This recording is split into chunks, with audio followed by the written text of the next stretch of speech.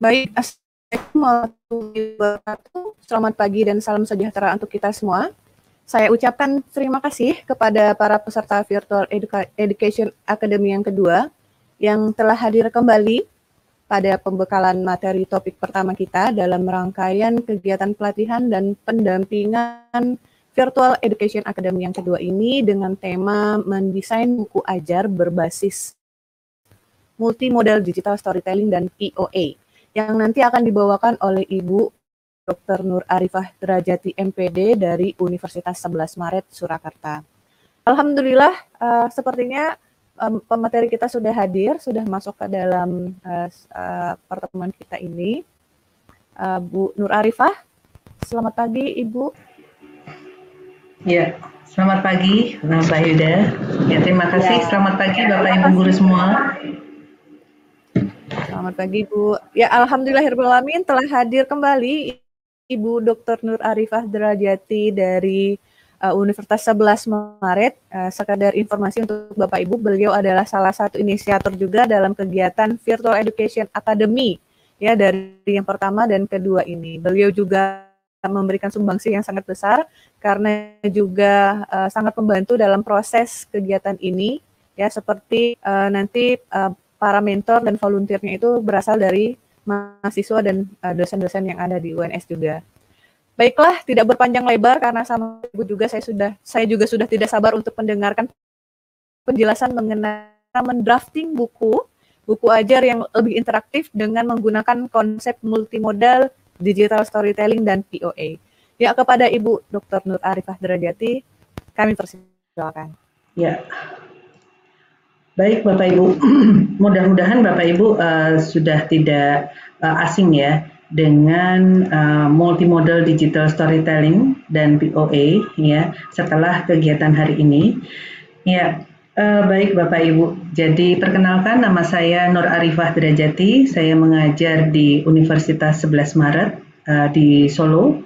Ya, sebelumnya saya mengajar di SMA selama 17 tahun di SMA Lab School Jakarta, kemudian sempat juga mengajar di SMP selama 2 tahun, kemudian mengajar di SD 2 tahun, dan mengajar di TK itu sekitar 5 tahun. Ya, jadi alhamdulillah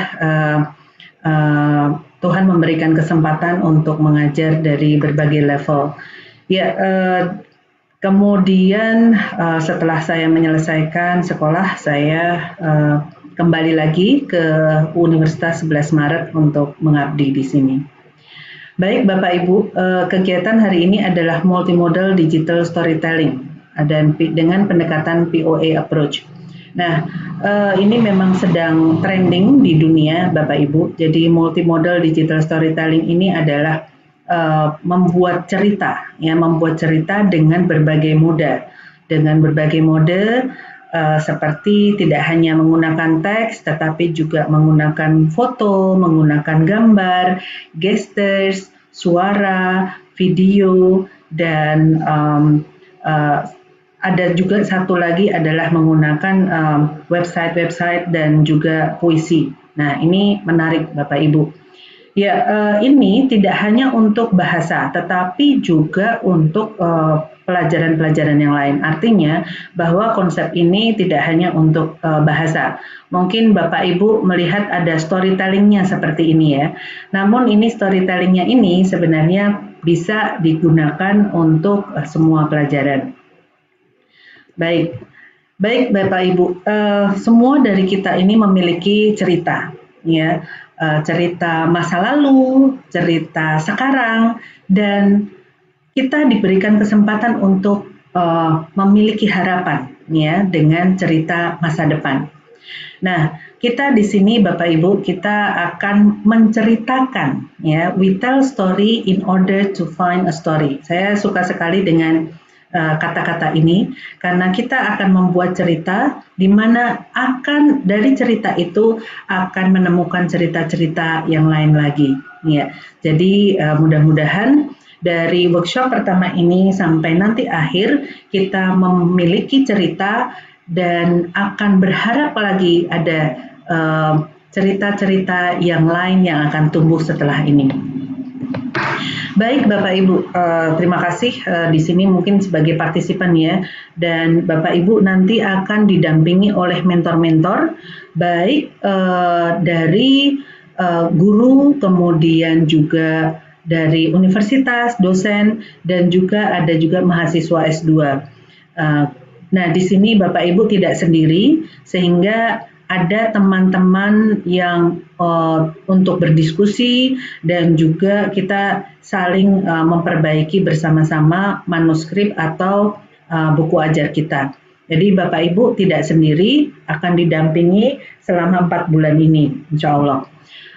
Harapannya dengan pendampingan ini Bapak Ibu jika mengalami kesulitan baik secara konseptual maupun secara teknis, Bapak Ibu ada teman untuk curhat begitu ya, curhat bagaimana menyelesaikan masalah terkait dengan konsep dan juga teknis.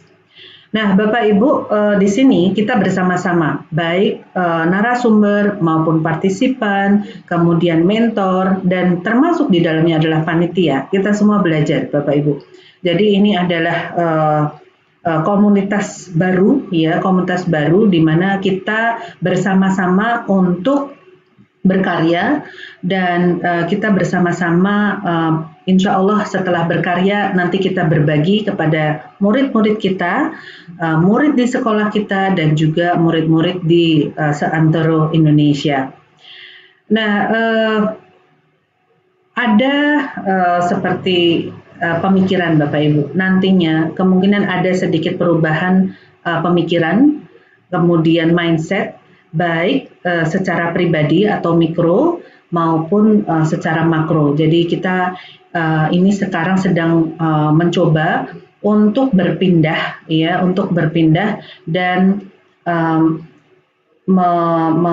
mengubah pola pikir kita, bagaimana kita membuat materi berbasis cerita yang mungkin sudah ada di Indonesia, namun belum banyak itu disebarkan ke masyarakat lain.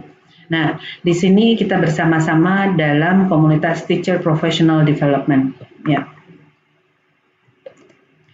Baik Bapak Ibu, topik diskusi kita hari ini adalah terkait dengan konsep multimodal digital storytelling.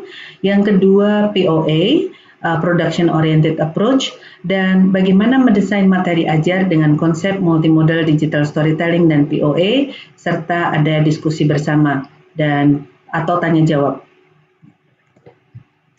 Baik Bapak Ibu, jadi latar belakangnya adalah memang saya berangkat dari Halliday. Jadi Halliday ini adalah salah satu pakar yang membawa konsep semiotik, jadi dari sisi bahasa, kemudian bagaimana siswa-siswa kita itu mendapatkan pengalaman baru dari aktivitas berbahasa, ya, dari aktivitas berbahasa. Namun ini tidak sempit ya, artinya hanya bahasa Indonesia, bahasa Inggris dan sebagainya. Namun semua lintas mata pelajaran. Ya. Yang kedua, anak-anak, dari anak kecil, dari bayi mungkin ya, dari bayi sampai dewasa, bahkan sampai mahasiswa, kadang sampai mahasiswa S3. Kalau gurunya itu bercerita, itu pasti senang, ya, pasti senang. Dan kadang-kadang kalau anak kecil diceritain sampai tidur, dan kalau anak besar mungkin juga tidur juga, ya, karena saking nyamannya. Namun mungkin kalau dewasa akan berbeda, ya. Jadi mungkin setelah cerita ada seperti tanya jawab seperti itu. Nah, ini yang kita coba gali Bapak Ibu, materi ajar berbasis cerita yang akan membawa siswa-siswa kita menuju generasi abad 21.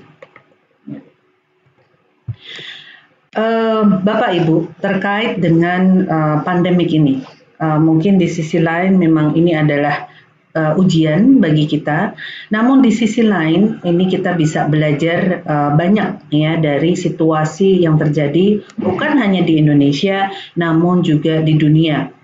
Dengan adanya pandemik ini mungkin dulu kita tidak mengenal namanya jarang ya YouTube, kemudian Zoom, kemudian StreamYard, kemudian Kahoot dan lain sebagainya. Namun dengan adanya pandemik ini kita dipaksa untuk mengetahui dan mencoba memanfaatkan teknologi dalam pembelajaran. Nah, Bapak Ibu, dalam belajar dengan teknologi ada dua paradigma, yaitu pertama learning from technology. Jadi kita belajar dari teknologi. Kita masih banyak di posisi sebelah kiri, Bapak Ibu. Mengapa demikian? Karena memang kita juga sedang transisi. Jadi sekarang ini kita sedang transisi selama 2 tahun ini kita seluruh Indonesia berada di sini. Meskipun mungkin tidak seluruh ya, tetapi mungkin ada beberapa yang sudah ada di sebelah kanan. Nah, kita transisi Bapak Ibu. Jadi learning from technology, belajar dari teknologi. Ya, jadi kita masih belajar bagaimana memanfaatkan Zoom, bagaimana memanfaatkan Google Classroom, bagaimana caranya menggunakan Edmodo, bagaimana menggunakan Moodle dan sebagainya. Ya, nah ini masih banyak di kelas-kelas kita, bukan hanya di Indonesia Bapak Ibu, tetapi hampir di seluruh dunia. Kemudian yang kedua, mohon maaf. Kelas kita masih isinya drilling dan latihan. Jadi kalau di kelas-kelas itu banyak dikerjakan halaman ini, kemudian dikumpulkan. Ini namanya drilling dan practicing. Kemudian teknologi as delivery tool. Jadi seperti kita menggunakan PPT, kita masih menggunakan YouTube termasuk ya, itu masih knowledge of transfer. Jadi baru sampai tahap di sini. Kita berada di learning from technology. Hari ini kita akan belajar bagaimana berpindah menuju ke sebelah kanan. Learning with technology. Jadi kita akan berpindah ruangan Bapak Ibu, yaitu learning with technology. Di mana kita memanfaatkan teknologi ini untuk berkreasi, untuk berpartisipasi aktif, untuk membuat sesuatu yang baru. Nah, ini kita pindah ke tempat sebelah kanan, ruang sebelah kanan. Di sini ini berpindah dari knowledge transfer menjadi knowledge building. Apakah mudah Bapak Ibu? Saya sampaikan mungkin tergantung ya. Ada yang mudah, ada yang sulit. Ya, jadi saya tidak bisa menjanjikan bahwa ini adalah mudah, tidak Bapak Ibu. Jadi tergantung kembali lagi kepada kita sendiri bagaimana kita mensikapi. Meskipun sulit atau tidak mudah, namun kita bisa. Ya, namun kita bisa dengan bersinergi dan juga kita saling kolaborasi. Inilah yang nantinya menjadi kunci kesuksesan pendidik abad 21. Untuk melahirkan generasi yang siap untuk abad 21, kita pendidik dahulu yang bergerak untuk menjadi pendidik abad 21. Caranya ya ini, mengikuti workshop multimodal digital storytelling dan dengan POA approach. Jadi Bapak Ibu mudah-mudahan dari awal yang baik ini, mudah-mudahan hasilnya insya Allah juga baik. Baik Bapak Ibu, ini tadi yang saya sampaikan bahwa kita memang membutuhkan jadi sebelah kiri ya, learning from technology menjadi learning with technology. Nah, Bapak Ibu ini sudah melaksanakan namanya extra miles ya. Jadi doing extra miles. Jadi kalau misalnya perjalanannya hanya cukup ya, standarnya hanya 5 kilo ya. Namun Bapak Ibu merasa tidak cukup. I have to do more. Saya harus melakukan sesuatu yang berbeda. Saya harus melakukan sesuatu yang inovasi. Saya perlu menjadi guru-guru yang siap untuk berinovasi. Nah, ini kita melakukan extra miles. Jadi tidak cukup hanya bisa, namun kompeten. Nah, di sini Bapak Ibu kita melanjutkan perjalanan kita. Baik Bapak Ibu, di sini kita project ya. Jadi antara di sini ada komunitas, di dalam komunitas ini ada Bapak Ibu guru sebagai guru atau dosen, kemudian ada peneliti, kemudian ada komunitas pendukung seperti VAA, kemudian iShare dan ILA Indonesia, dan pemerintah juga termasuk di dalamnya. Jadi di sini kita menggunakan teknologinya, kita menggunakan sosial media, jadi seperti WhatsApp, kemudian menggunakan Telegram, ya. Kemudian untuk aplikasinya kita memang khususkan menggunakan e-book creator dari ratusan aplikasi yang kita gunakan untuk storytelling. Kita memilih ini karena ini yang insya Allah lebih mudah ya dan lebih bisa cepat diakses. Kemudian kita juga akan menggunakan G Drive atau menggunakan Microsoft Teams kalau nggak salah, Microsoft Teams 365. Yang kedua, desain instruksionalnya kita menggunakan multimodal digital storytelling. Mungkin Bapak Ibu jarang ya mendengarkan desain instruksional. Jadi desain instruksional ini adalah adalah konsep atau arah yang akan mengarahkan kita rumusnya dalam proses pembelajaran ini. Yang ketiga, ini POA approach. Dari POA approach ini production oriented approach. Jadi kita berbasis luaran, Bapak Ibu. Jadi berbasis luaran. Setiap ada pembelajaran harus ada luaran seperti itu. Jadi tidak hanya ada di dalam kepala kita, hanya sekedar pengetahuan saja, namun juga ada di dalamnya adalah pengetahuan, kemudian keterampilan, kemudian sikap, ya, kemudian pengalaman, dan kelima adalah literasi. Nah, ini kita dalam proyek ini kita bergerak bersama. Baik Bapak Ibu, multimodal digital storytelling, ya, mungkin yang sering kita dengar adalah storytelling ya. Dan digital ini cerita yang didigitalkan, ya, cerita yang didigitalkan. Nah, seperti apa Bapak Ibu?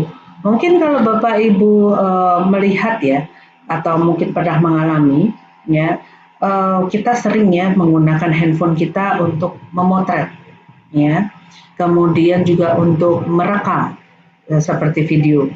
Ini yang disebut dengan multimodal digital storytelling, ya. Mungkin Bapak Ibu juga kita sering juga misalnya di suatu tempat sering bergaya. Nah, itu multimodal Bapak Ibu. Ya, itu multimodal. Jadi multimodal itu adalah sesuatu yang dekat dengan kita. Ya, yang dekat dengan kita. Termasuk suara kita. Termasuk saat kita diam pun itu juga multimodal. Dulu mungkin ya Bapak Ibu ya, kalau kita masih ingat waktu di kelas, mungkin kalau anak-anak ribut, bercanda, apa yang bisa dilakukan guru? Pertama, mengingatkan. Ya. Yang kedua, kadang-kadang kita diamkan. Itu termasuk dalam multimodal Bapak Ibu. Kenapa? Kenapa diam itu sudah ditangkap oleh siswa menjadi sesuatu yang, ayo kita diam seperti itu. Ya. Karena itu pesan yang berusaha disampaikan oleh Bapak Ibu kepada siswa-siswi Ibu. Jadi disinilah namanya multimodal itu tidak jauh dari kehidupan kita sehari-hari. Ya. Bapak Ibu, ini sebenarnya sudah dimulai ya. Mungkin beberapa institusi dan sebagainya ini sudah memulai multimodal. pelajaran statistik itu bagi saya itu adalah sesuatu yang sulit ya karena penuh dengan hitungan. Namun bagi Bapak Ibu yang suka hitung-hitungan pasti juga menyenangkan, apapun itu menyenangkan. Tetapi bagi saya secara pribadi statistik ini adalah sesuatu yang sulit ya. Nah, di Amerika Bapak Ibu, di Amerika ini saya sharing dengan teman ya yang kuliah S2 dan S3 di Amerika. Ini statistiknya, bukunya ini dalam bentuk manga, jadi dalam bentuk komik. Ya. Ini yang menarik Bapak Ibu. Jadi karena dengan komik itu mahasiswa diharapkan lebih enjoy, lebih menikmati pembelajaran, kemudian situasinya menyenangkan, ya. Dari baca statistik dengan komik seperti manga ini, diharapkan mahasiswa lebih bisa memahami. Nah, ini di Amerika, Bapak Ibu. Nah, yang kedua, kalau kita lihat sekarang ini, Bapak Ibu, murid-murid kita itu senang dengan YouTube, ya, senang dengan TikTok, senang dengan Instastory, dengan Instagram dan sebagainya, ya. Facebook bagi anak-anak itu sudah tidak zamannya. Bisa jadi Bapak Ibu juga sudah tidak zamannya lagi, ya. Tapi untuk saya Facebook masih ada zamannya, ya. Tapi bagi generasi selanjutnya tidak. Ya, mereka senang yang berwarna-warni, ada suaranya, ada gambarnya, dan membuat mereka cepat untuk menangkap. Ya, bahkan kadang-kadang tidak tahu bahasanya, mereka akan lebih mudah cepat belajar. Nah, perubahan-perubahan ini Bapak Ibu yang perlu kita tangkap sebagai pendidik, apa yang menjadi ketertarikan siswa-siswa kita dalam belajar. Ya. Nah, ini adalah gambarannya Bapak Ibu. Nah, mungkin Bapak Ibu di sini yang mungkin seumuran saya ya, sekitar 45 atau 50 itu suka dengan komik yang namanya ini yang menulis adalah Ho Ping Ho, ya. Ho Ping Ho ini ceritanya tentang silat, ya. Sampai saya sukanya karena saya bacanya bukan komik Bapak Ibu, saya membacanya dari koran karena orang tua saya tidak mengizinkan saya membaca komik begitu ya, karena menurut orang tua saya komik itu merusak begitu ya. Nah, namun bagi saya itu memberikan pengalaman dan memberikan imajinasi bahwa dunia itu berbeda dari apa yang kita lihat sehari-hari. Nah, saking saya sukanya itu sampai bisa menggambar menggambar ilustrasi aktor silat itu. Itu yang kadang-kadang sampai sekarang tuh saya sampai bingung kok bisa ya, kok saya bisa karena saking sukanya itu sampai bisa menulis atau menggambar aktor silatnya. Nah, sedangkan sebenarnya penulis ini pun sebenarnya juga memiliki imajinasi. Dan bahkan yang saya dengar di akhir-akhir tahun ini, beliau itu tidak bisa bahasa Cina, belum pernah ke Cina, kok bisa menggambarkan seperti itu. Berarti penulisnya memiliki pengalaman membaca luar biasa. Nah, ini masa lalu saya Bapak Ibu, kenapa saya mungkin ada ketertarikan tentang cerita ini. Yang kedua, saat belajar di SMA, saat itu sekitar tahun 1900 berapa ya, 90-an ya, 90-an 2 ya. Itu guru bahasa Indonesia saya itu sering bercerita saat di kelas. Kalau Bapak Ibu guru ini Bapak ini masuk, itu kita satu kelas itu tidak ada yang tidur. Ya, isinya itu bercerita. Dan ternyata Bapak Ibu, dari pengalaman saya, setiap ada reuni, Bapak ini tidak pernah absen dari undangan kami. Nah, karena saking memiliki pengalaman yang berbeda ya dari guru-guru yang lain. Nah, ini menarik Bapak Ibu, ya. Jadi bagi Bapak Ibu yang suka cerita, ya tentu saja yang sesuai dengan kurikulum ya Bapak Ibu ya, ini sering diingat oleh murid-muridnya. Kemudian waktu kuliah saya juga mengikuti lomba storytelling, ya, dan mungkin ini adalah bagian dari pengalaman saya juga membaca Hopinho tadi, komik, sehingga saya ada keberanian untuk melakukan storytelling, dan S2 saya juga tentang digital stories. Nah, ini berpengaruh. Ternyata dalam perjalanan kehidupan saya ini berpengaruh sekali. Sampai saat ini pun ketertarikan saya di cerita itu lebih banyak. Ya, jadi saya kalau mengikuti komunitas-komunitas itu yang terkait dengan story-story seperti ini. Nah, sampai mengajar di S2, S1 pun itu mempengaruhi saya Bapak Ibu. Jadi ini hasil karya mahasiswa-mahasiswa saya di S1 dan S2. Ya, kemudian ini adalah multimodal dalam bentuk puisi, ya. Ini karya-karya mereka juga. Dan ini penelitian tahun 2020, ya. Jadi ini menghasilkan karya buku, batik, kemudian tumpeng, Roro Jonggrang. Nah, mungkin kalau Bapak Ibu melihat ini Jawa semua ya, batik, tumpeng, Roro Jonggrang itu Jawa begitu ya. Karena memang mungkin secara kontekstual, ya saya tinggal di Jawa, mahasiswa saya tinggal di Jawa, ya sehingga ini mempengaruhi proses pembuatan buku cerita ini. Nah, ini ya cerita saya, Bapak Ibu. Ya, Bapak Ibu pasti punya cerita juga yang nanti mungkin kita bisa share dan diskusi bersama.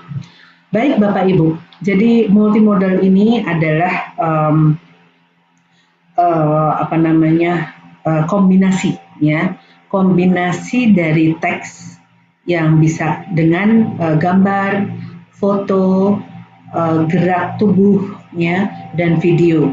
Dan memang ini berkembang Bapak Ibu sampai ke penggunaan website itu termasuk dalam multimodal.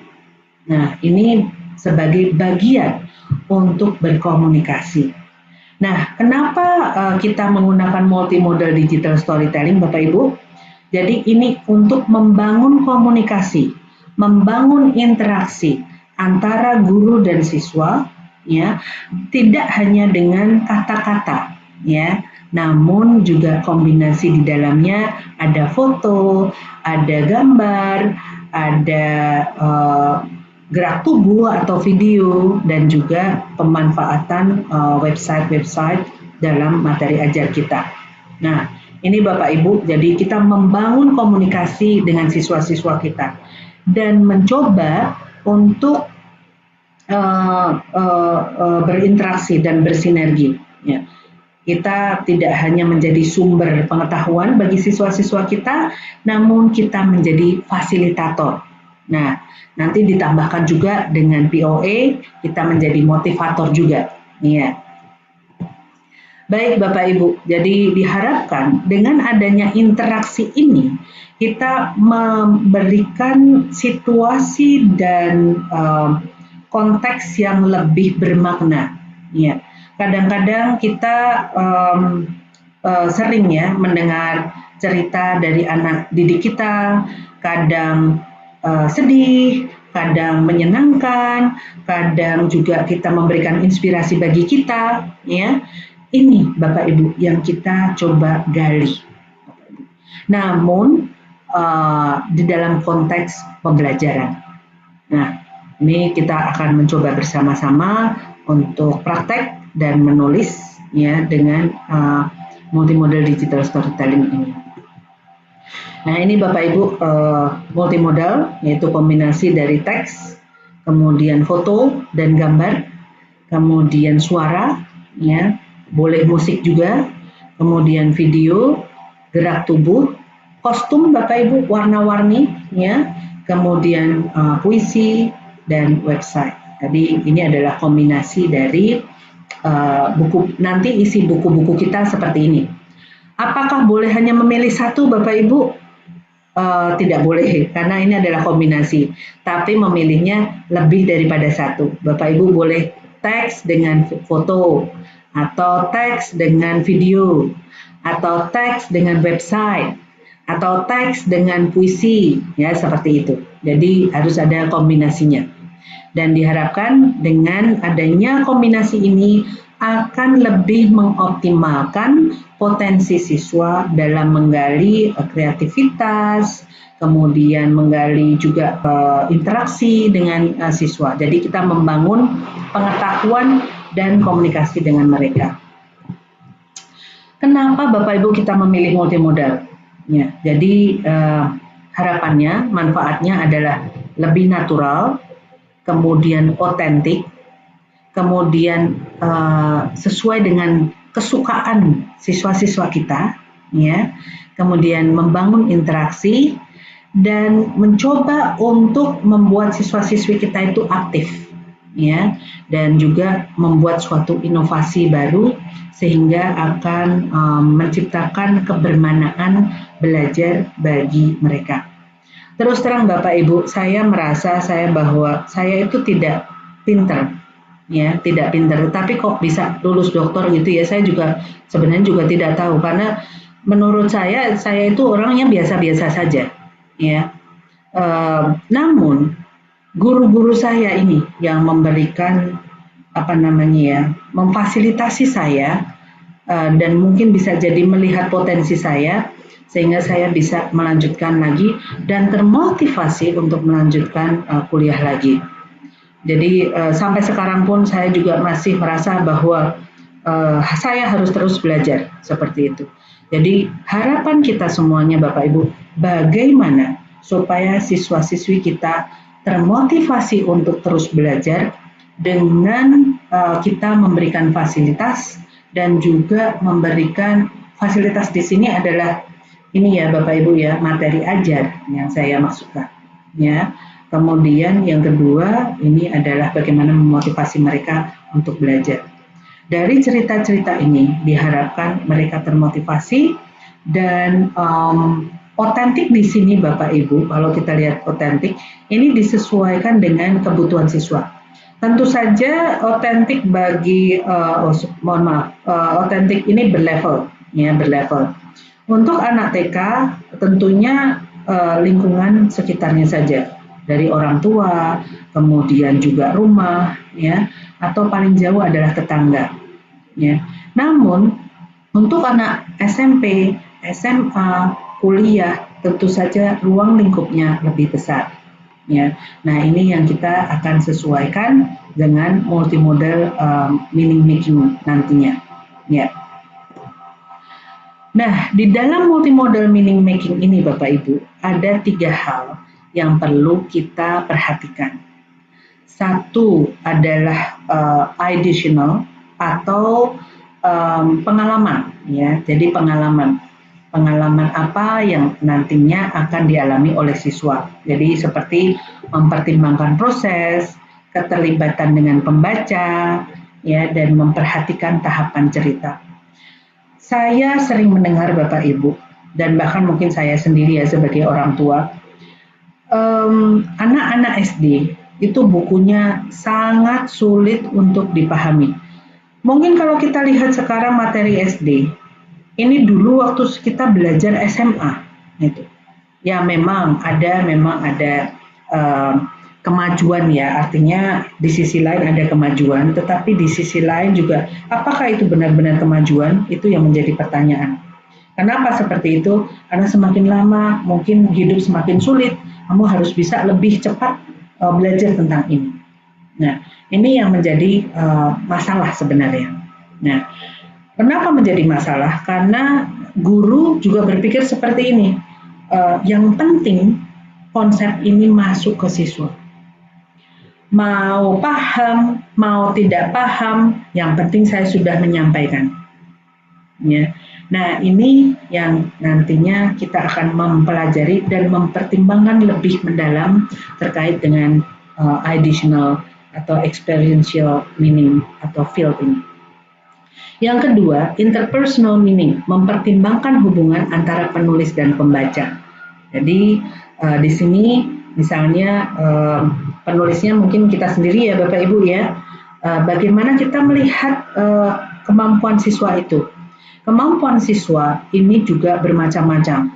Sama-sama kelas 7-nya, tapi berbeda-beda pastinya. Nah, disinilah Bapak Ibu masuk itu namanya pendidikan inklusi. Ya, jadi kalau kita ingat inklusi, disinilah interpersonal meaning ini bergerak.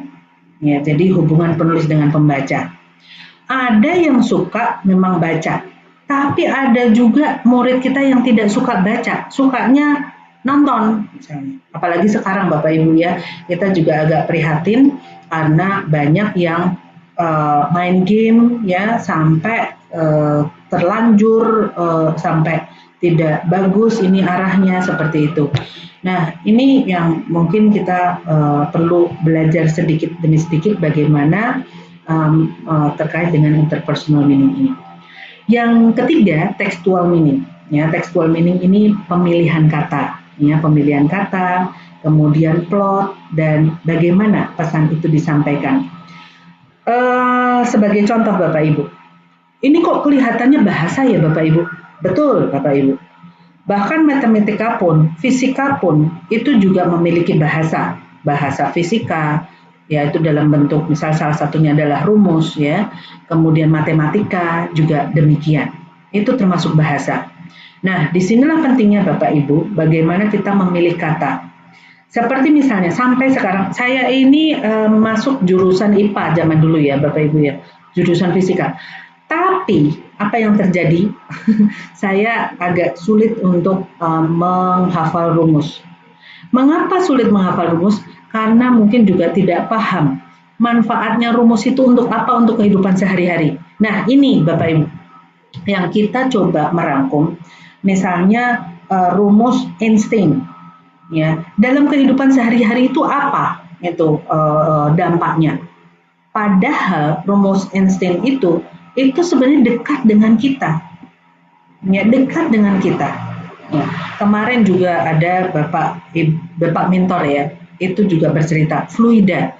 Fluida itu bahasa fisika. Nah, setelah diskusi, oh ternyata fluida itu salah satunya adalah udara sekitar kita, ya. Salah satunya udara, kemudian ada air. Di mana kita di dalam untuk hidup ya perlu air. Nah, ternyata itu nama bahasanya tuh fluida. Ini Bapak Ibu, di dalam multimodal meaning making ini perlu kita pertimbangkan. Nah, ini baik, selanjutnya ini field ya. Jadi field ini adalah kontennya, ya, kontennya misalnya konten matematika. Matematika itu sangat dekat dengan kehidupan kita. Misalnya Bapak Ibu guru matematika, ya. Ke pasar menggunakan matematika. Kemudian apalagi ya? Setiap gerak langkah kita juga masuk dalam matematika. Ya. Misalnya terkait dengan hitung-hitungan. Nah, ini Bapak Ibu kita mencoba membuat cerita yang kontekstual dan autentik ya, di mana ilmu matematika ini sangat dekat dengan kehidupan kita. Ilmu fisika sangat dekat dengan kita. Ilmu bahasa sangat dekat dengan kita. Ilmu sosial seperti geografi, kemudian ekonomi, ya, sosiologi, antropologi dan sebagainya sangat dekat dengan kita. Namun siswa-siswa kita ini masih, ya, tidak semuanya, tapi masih banyak yang merasa kebingungan apa manfaat dari ilmu-ilmu ini. Ya, termasuk di dalamnya ya bahasa Inggris ya, seperti ini benar-benar terjadi Bapak Ibu. Jadi saat saya pengabdian masyarakat di pedesaan, itu guru bahasa Inggris menyampaikan, untuk apa Bu siswanya menyampaikan ke gurunya? Untuk apa Bu saya belajar bahasa Inggris? Orang kita selama ini juga tinggalnya akan di sini, kenapa kita harus belajar bahasa Inggris? Nah, ini Bapak Ibu, tugas kita memberikan tujuan pembelajaran, artinya untuk apa kita belajar, ini ternyata penting sekali. Nah, ini kita akan mencoba bersama-sama membuat materi ajar berbasis multimodal digital storytelling. Ya, ini ya Bapak Ibu, ternyata digital storytelling itu meningkatkan motivasi, ya, meningkatkan motivasi, meningkatkan interaksi antar guru dan siswa, ya, dan juga mungkin dengan guru, guru dengan pimpinan, ya, guru dengan masyarakat dan sebagainya. Nah, disinilah Bapak Ibu kita mencoba untuk membuat buku cerita, buku materi ajar ini berbasis cerita. Nah, oke. Nah, yang kedua Bapak Ibu, sekarang ini zamannya zaman belajar harus ada hasilnya. Ya. Kalau di Korea Bapak Ibu, sekarang ini yang lagi ngetren adalah sekolah-sekolah yang berbasis entertainment. Ya, kenapa seperti itu? Karena cepat mendapatkan uang, kemudian juga secara ekonomi ya, secara ekonomi, dan itu tidak bisa terhindarkan. Kemudian banyak sekolah-sekolah yang akhirnya merger. Nah, ini bisa jadi nanti terjadi di Indonesia juga.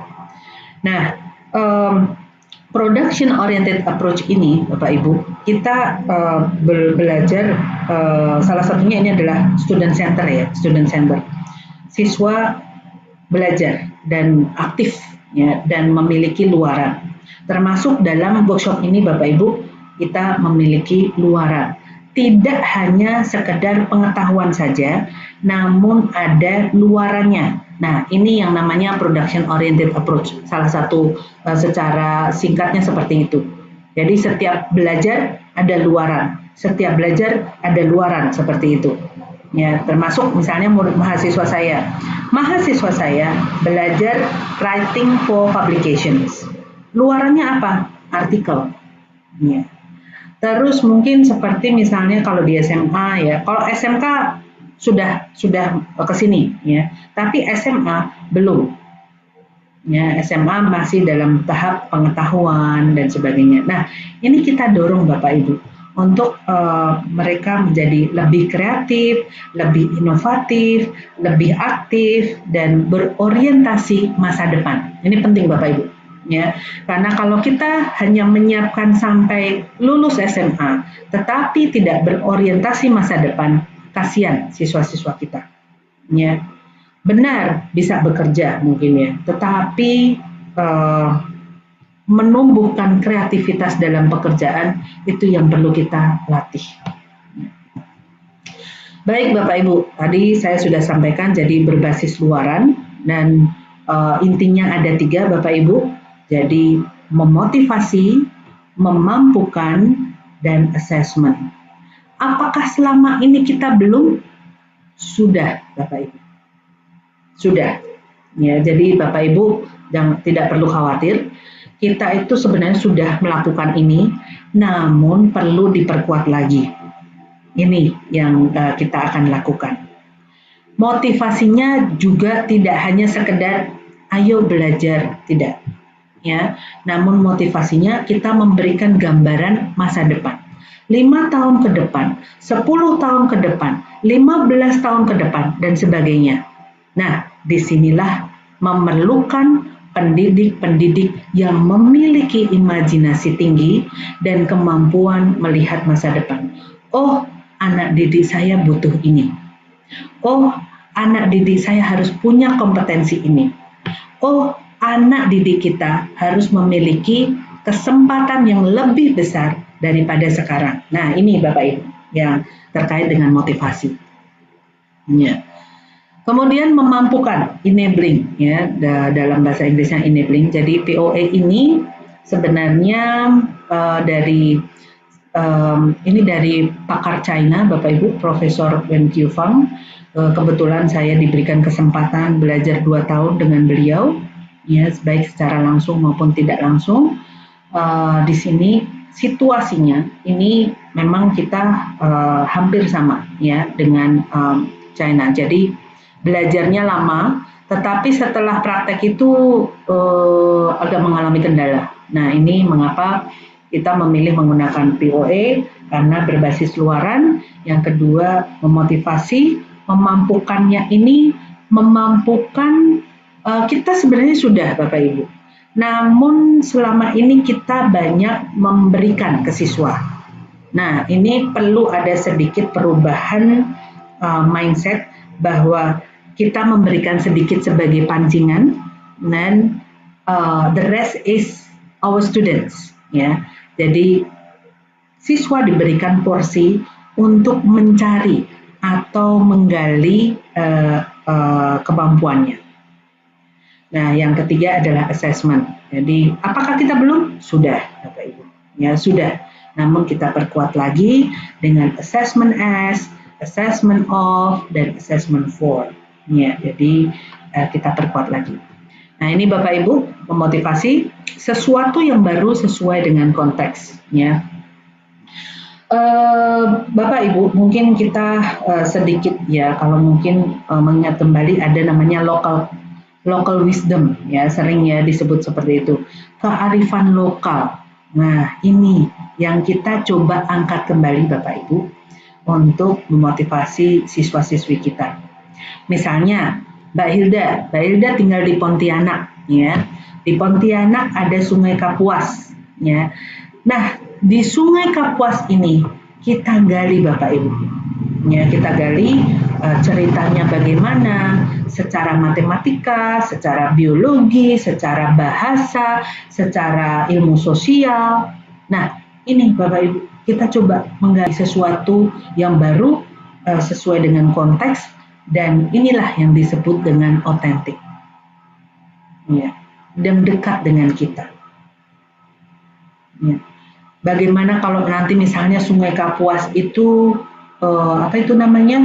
bertambah endapannya, apa yang terjadi dengan kehidupan di dalam air itu, kemudian bagaimana masyarakat sekitarnya, kemudian dihitung kalau misalnya naik 30 cm apa yang terjadi. Nah, ini Bapak Ibu, nah kita berikan pancingan kepada siswa agar mereka juga memikirkan apa yang terjadi dengan lingkungannya. Seperti mungkin ada yang tinggal di NTB, Bapak Ibu, di NTT ya. Setelah bencana ada musibah Seroja itu, ada satu dataran yang naik dari lautan. Nah, ini sesuatu yang baru dan perlu diteliti. Jadi kita mencoba untuk mengangkat apa yang terjadi di sekitar kita. Ya. Kemudian yang kedua, visi masa depan. Ini yang membuat siswa-siswi kita itu tertantang. Ya, disinilah diperlukan berpikir kritis. Ya, kalau misalnya nanti ada sesuatu yang terjadi, apa yang kita lakukan? Nah, ini Bapak Ibu, yang perlu kita berikan stimulasi ya kepada siswa-siswi kita. Kalau terjadi ini, apa yang kita lakukan? Nah, ini solving problem. Jadi tidak hanya menjadi pengguna, tetapi kita juga memikirkan ke depannya bagaimana kita merawat lingkungan kita sebaik-baiknya. Nah, ini yang perlu kita pikirkan. Ya. Selanjutnya memampukan, yaitu memancing siswa untuk berpikir kritis dari fenomena yang ada.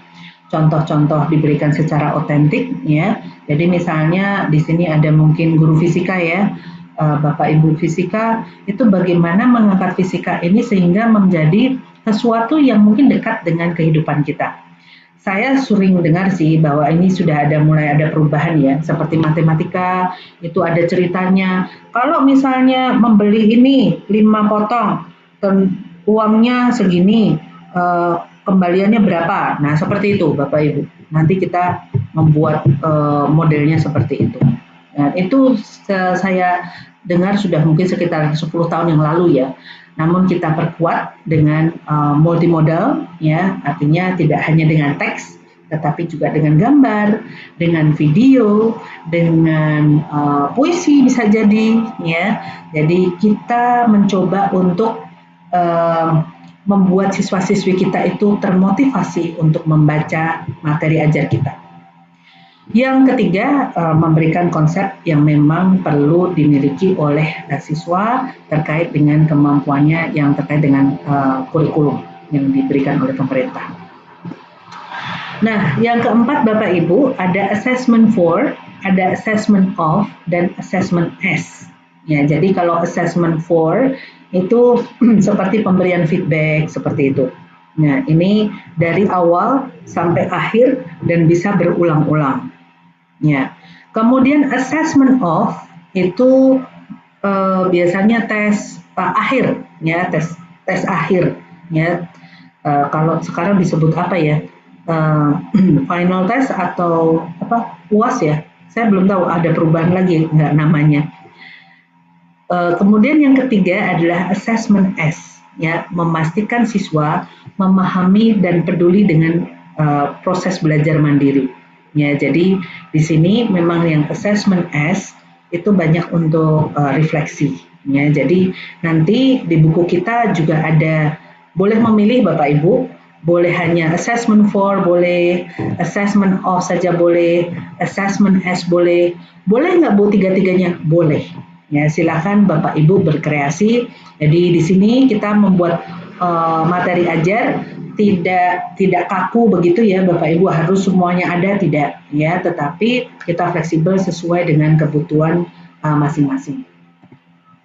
Nah, nantinya Bapak Ibu, buku yang kita akan coba untuk rancang itu dalam kerangka POA. Jadi ada motivasi, ada memampukan, dan assessment. Sebenarnya ada satu lagi Bapak Ibu, jadi refleksi ya. Dan nanti Bapak Ibu silahkan mau menambahkan atau tidak apa-apa, boleh iya, boleh tidak. Nah, di dalam satu tahapan ini ada multimodal digital story-nya, ada ceritanya ya. Saat memampukan ada ceritanya dan aktivitasnya. Kemudian di assessment-nya ada ceritanya dan ada aktivitas atau task-nya. Nah, seperti itu. Nah, di sini Bapak Ibu nanti yang penting ada tujuan pembelajaran, kemudian ada temanya apa, Bapak Ibu boleh memilih sendiri. Tadi mungkin sekilas saya mendengar pertanyaan, harus 1 semester atau 1 tahun atau ini, bebas Bapak Ibu, bebas. Artinya sesuai dengan apa yang dibutuhkan oleh siswa dan juga mungkin apa yang menjadi ketertarikan siswa, seperti itu boleh. Namun harus inline dengan kurikulum, ya, sehingga ini tidak sehingga bermanfaat ya, artinya bahwa kita memang sedang membangun pengetahuan dan membangun interaksi dengan siswa, namun dalam kerangka kurikulum yang ada. Yang keempat ada aktivitas dan outcome. Nah, ini Bapak Ibu, outcome-nya apa? Apa misalnya seperti misalnya biologi ya, fotosintesis misalnya. Harapannya apa Bapak Ibu dengan anak-anak ini memiliki konsep fotosintesis? Harapannya apa? Harapannya mungkin lebih mengetahui proses tumbuhan itu tumbuh, kemudian ada nilainya, di mana siswa-siswa ini nanti lebih sayang dengan tumbuhan, merawat tumbuhan dan sebagainya. Jadi ada nilai-nilai yang kita tanamkan dalam cerita ini. Nah, baik secara implisit maupun eksplisit. Ya, baik Bapak Ibu. Jadi nanti proses penulisan buku itu nanti kita melalui drafting konten, kemudian juga digital tools dengan e-book creator. Nanti mudah-mudahan di workshop ketiga nanti kita akan belajar bagaimana menggunakan e-book creator. Besok sudah mulai belajar Bapak Ibu. Hari Rabu itu sudah belajar tentang e-book creator. Kemudian ada proses reviewing, proses diskusi dengan mentor, dan proses revisi. Yang keempat ada proses exhibition, artinya proses apa ya? Kita ada pameran virtual buku-buku kita. Ya. Yang selanjutnya adalah reflection. Jadi reflection ini kita berefleksi bersama. Ya, jadi baik kami sebagai penyelenggara dan juga sebagai partisipan, demikian juga mungkin nanti dari siswa-siswi Bapak Ibu. Ya. Baik Mbak Hilda, mungkin kita lanjutkan dengan diskusi dan tanya jawab. Ya. Saya mewakili panitia Virtual Education yang 2 mengucapkan terima kasih atas partisipasi aktif Bapak Ibu semuanya dalam program ini. Sampai jumpa di pertemuan berikutnya. Akhir kata, wabillahi taufiq wal hidayah. Assalamualaikum warahmatullahi wabarakatuh. Waalaikumsalam warahmatullahi wabarakatuh. Terima kasih Bapak Ibu semuanya. Terima kasih Mbak Hilda. Terima kasih panitia.